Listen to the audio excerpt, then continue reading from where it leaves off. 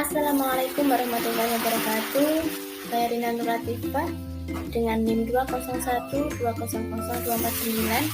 mahasiswa semester 1 dari Prodi PGMI Universitas Alma-Ata Jakarta, akan membahas tentang aspek-aspek perkembangan anak. Pokok pembahasannya akan kita bahas. Yang pertama ada pengertian perkembangan dan pertumbuhan. Yang kedua ada teori perkembangan anak. Yang ketiga ada aspek-aspek perkembangan anak. Lanjut ke pengertian pertumbuhan dan perkembangan. Pertumbuhan adalah bertambahnya ukuran dan jumlah sel serta jaringan interselular, berarti bertambahnya ukuran fisik dan struktur tubuh sebagian atau keseluruhan sehingga dapat diukur dengan satuan panjang dan berat.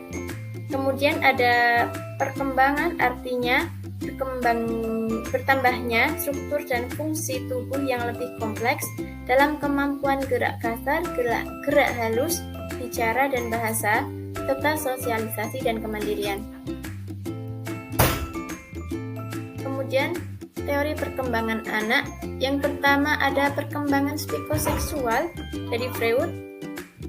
Freud mengemukakan bahwa perkembangan psikoseksual anak terdiri dari 1. Fase oral berusia dari lahir sampai 11 tahun 11 bulan. 2.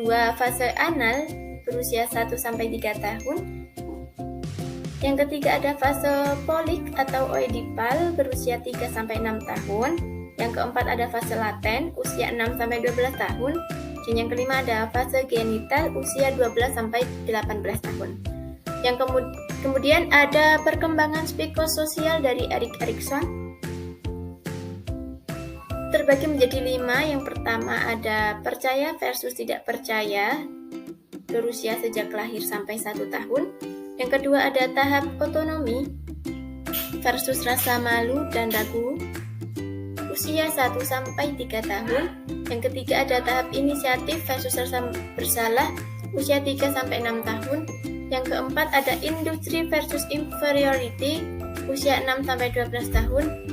Yang kelima ada tahap identitas dan kerancuan peran usia 12 sampai 18 tahun. Kemudian ada perkembangan kognitif dari Piaget, itu ada 4 tahap. Yang pertama ada tahap sensorik sampai motorik, yaitu berusia dari lahir sampai 2 tahun. Kemudian yang kedua ada tahap praoperasional usia 2 sampai 7 tahun. Yang ketiga ada tahap konkret usia 7 sampai 11 tahun. Yang keempat ada tahap operasional, yaitu berusia 11 sampai 15 tahun. Lanjut lagi pada aspek-aspek perkembangan anak. Aspek-aspek perkembangan anak ini dibagi menjadi 8. Yang pertama ada fisik, 2 emosi, 3 bahasa, 4 sosial, 5 moral, 6 inteligensi, 7 ada kepribadian, dan yang ke-8 ada kesadaran beragama. Kemudian kita bahas satu persatu. Yang pertama ada fisik. Perkembangan fisik adalah pertumbuhan dan perubahan yang terjadi pada tubuh atau badan atau jasmani seseorang. Perkembangan fisik manusia terjadi mengikuti prinsip Eopala-Caudal, yaitu bahwa kepala bagian atas tubuh berkembang lebih dulu sehingga bagian atas tampak lebih besar daripada bawah. Kemudian emosi. Emosi adalah suatu keadaan perasaan yang kompleks yang disertai karakteristik kegiatan kelenjar dan motoris. Menurut Sarwono, emosi merupakan setiap keadaan pada diri seseorang yang disertai warna efektif, baik pada tingkat lemah maupun pada tingkat yang luas. Dan yang ketiga ada bahasa. Bahasa merupakan kemampuan untuk berkomunikasi dengan orang lain. Tercakup semua cara untuk berkomunikasi, di mana pikiran dan perasaan dinyatakan dalam bentuk lambang atau simbol untuk mengungkapkan suatu pengertian, seperti dengan menggunakan lisan, tulisan, isyarat, bilangan, lukisan, dan mimik wajah. Kemudian ada sosial.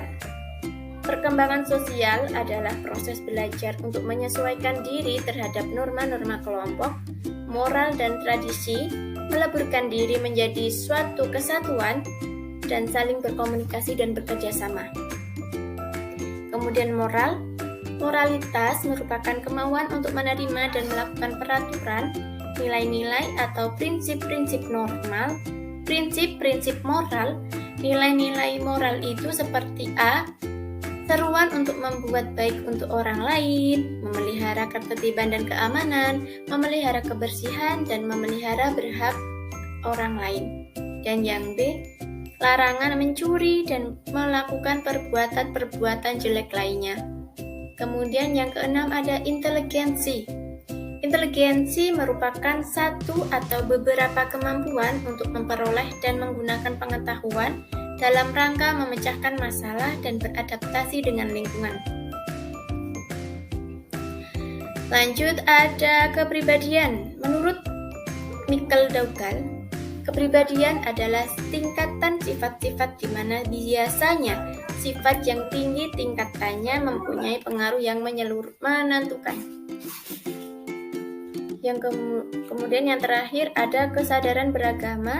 Salah satu kelebihan manusia sebagai makhluk Allah adalah dia dianugerahkan fitrah, perasaan dan kemampuan untuk mengenal Allah dan melakukan ajarannya. Dalam kata lain, manusia dikaruniai insting religius, naluri beragama.